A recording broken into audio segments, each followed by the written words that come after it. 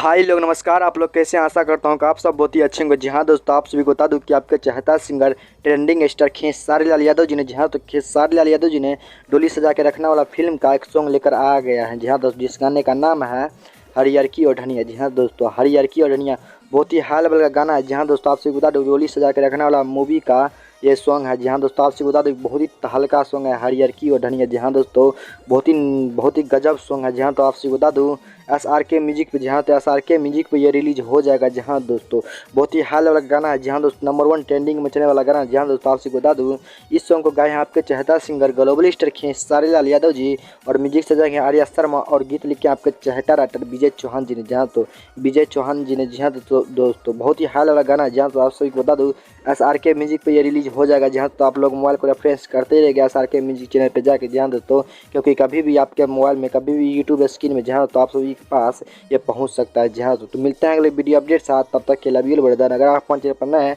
तो बीच चैनल को सब्सक्राइब करें ताकि जब भी नेट प्ले सबसे पहले पहुंच जाए।